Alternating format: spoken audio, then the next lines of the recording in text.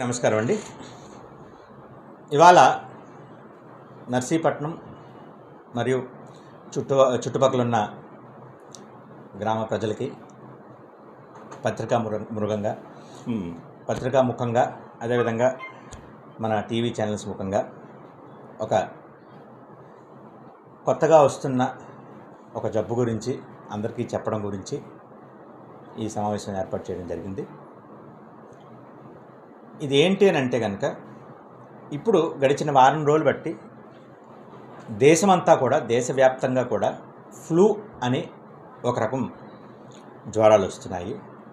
ఈ ఫ్లూ అంటే ఏంటి అంటే గతంలో ఒక దశాబ్ద కాలం క్రితం, ఒక 10 సంవత్సరాల క్రితం మన భారతదేశం అంతా కూడాను స్వైన్ ఫ్లూ అని ఒక రకం ఫ్లూ జ్వరంలో వచ్చి చాలామందికి ప్రాణహాని కూడా అప్పట్లో కలిగింది. ఆ స్వైన్ ఫ్లూ జాతికి చెందినదే వేరే ఒక వేరియంట్ అంటారు. అలాంటి ఒక వేరియంట్ మళ్ళా ఇప్పుడు గడిచిన వారం రోజులు బట్టి మనకి దేశం అంతా కూడా పెరుగుతుంది. అయితే ఈ రకం జ్వరాలు గడిచిన వారం రోజులు బట్టి నర్సీపట్నం పరిసర ప్రాంతాల నుంచి వస్తున్న పిల్లల్లో కూడా నేను అలాగే చూడడం జరుగుతుంది. ఇది తక్కువలో ఉండగానే మనం దీనికి జాగ్రత్తలు తీసుకుని ఇది పెద్దగా వ్యాపించకుండా మన ప్రజలు ఎక్కువగా ఇబ్బంది పడకూడదనే ఉద్దేశంతో అసలు ఈ ఫ్లూ అంటే ఏంటి, దీనికి మనం ఏ జాగ్రత్తలు తీసుకోవాలి, ఏ విధంగా దీని నుంచి మనం కాపాడుకోవాలని చెప్పడం కోసం ఇవాళ నేను మాట్లాడడం జరుగుతుంది. ఒకటి, ఈ ఫ్లూ అనేది గాలిలో ఉండే మన ఉమ్ము పదార్థాలు, మన ఉమ్ము రేణువుల ద్వారా ఒకరి నుంచి ఒకరికి వ్యాపించే ఒక జబ్బు. అంటే ఎవరైనా ఒక వ్యక్తికి, ఉదాహరణ నాకు ఫ్లూ ఉండి నేను తుమ్మితే నా తుమ్ము ఏదైతే ఉమ్ము పడుతుందో ఎదుటి వ్యక్తి మీద, దాని ద్వారా వాళ్ళకు వస్తుంది. తుమ్మడం ద్వారా కానీ దగ్గడం వల్ల కానీ ఇలా ఒకరి నుంచి ఒకరికి చాలా స్పీడ్గా మనకి వ్యాపించే ఒక జబ్బు ఈ ఫ్లూ జబ్బు. దీని ప్రధాన లక్షణాలు ఏంటి అంటే, ఒకటి, చాలా విపరీతమైన 102, 103 వరకు జ్వరం, రొంప, దగ్గు, గొంతు నొప్పి, వాంతులు, విరోచనాలు, కడుపు నొప్పి, తలనొప్పి. వీటిలో ఏ లక్షణం ఉన్నా కూడా అది ఫ్లూ అవ్వచ్చు. అంటే ఖచ్చితంగా జ్వరం ఉంటేనే ఫ్లూ అని కాదు. రొంప, దగ్గు ఉన్నా కూడా ఫ్లూ ఉండొచ్చు. రొంప, దగ్గుతో పాటు విరోచనాలు అయినా ఫ్లూ ఉండొచ్చు. ఇలా ఏ 8 ఇప్పుడు నేనైతే లక్షణాలు చెప్పానంటే వీటిలో ఏ కాంబినేషన్తో అయినా సరే ఈ ఫ్లూ అనేది రావచ్చు. అంచేత మనకు జ్వరం లేదు, ఫ్లూ లేదని కూడా అనుకోవడానికి లేదు.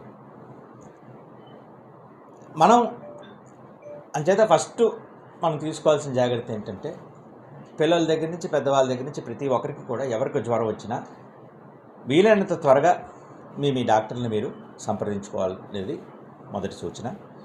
2, మనం కోవిడ్ విస్తరించిన సమయంలో ఎలాగైతే మాస్క్ వేసుకుని మనం తిరిగే వాళ్ళమో, కుదిరినంత వరకు ఆ సోషల్ డిస్టెన్సింగ్ కానీ మాస్క్ వేసుకోవడం కానీ తప్పనిసరిగా పాటించాలి.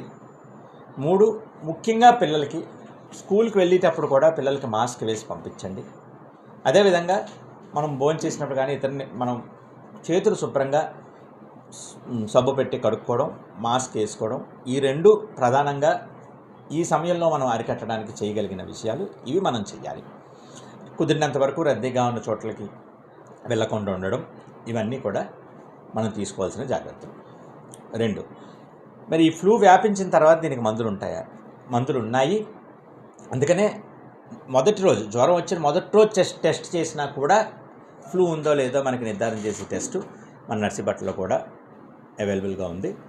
అది చేయించుకుని ఉంటే దానికి తగిన మందులు వాడాలి. ఎందుకని ఇది ప్రమాదం అని చెప్తున్నానంటే, కొంతమందికి వ్యాధి నిరోధక చర్య తక్కువ ఉన్న వాళ్ళకి, అంటే ఇమ్యూనిటీ తక్కువ ఉన్న వాళ్ళకి ఇది చాలా త్వరగా ఊపిరితిత్తులకు వ్యాపించి ప్రాణహాని కూడా కలిగిన ఒక ప్రమాదమైన జ్వరం ఈ ఫ్లూ జ్వరం. అయితే ఎవరు ఎక్కువ బాధపడిన వ్యక్తులు ఎవరు, ఏ కోణానికి చెందిన వాళ్ళు అంటే, అందరికన్నా ముఖ్యంగా ఏడాదిలోపు పిల్లలు, 5 సంవత్సరాల్లోపు పిల్లలు, 60 సంవత్సరాలు దాటిన పెద్దవారు. ఈ 3 వయసులకు చెందిన వారు ఎక్కువ జాగ్రత్తగా ఉండాలి. అదేవిధంగా వ్యాధి నిరోధక చర్య తగ్గించే జబ్బులు ఉన్నవాళ్ళు, అంటే ఉదాహరణకి షుగర్ కానీ, హార్ట్ సమస్యలు కానీ, ఆస్తమా కానీ, సిఓపిడి అంటారు, అంటే సిగరెట్ కాల్చడం వల్ల వచ్చే ఆయాసం ఉన్న వాళ్ళు కానీ, లేదా క్యాన్సర్ ట్రీట్మెంట్ తీసుకున్న వాళ్ళు కానీ, తీసుకుంటున్న వాళ్ళు కానీ, ఇలా కిడ్నీ ఫెయిల్యూర్ అధిక కాలం డయాలసిస్ మీద ఉన్న పేషెంట్లు కానీ, ఇలా అన్ని రకాల దీర్ఘకాలిక వ్యాధులు ఉన్న వాళ్ళు కూడా దీనిచే ఎక్కువగా ఇబ్బంది పడుతూ ఉంటారు. సో ముఖ్యంగా వాళ్ళు, అలాగే ఇతరులు కూడా ఇప్పుడు నేను చెప్పినటువంటి ముందు నేను చెప్పిన జాగ్రత్తలన్నీ తీసుకోవడం మంచిది.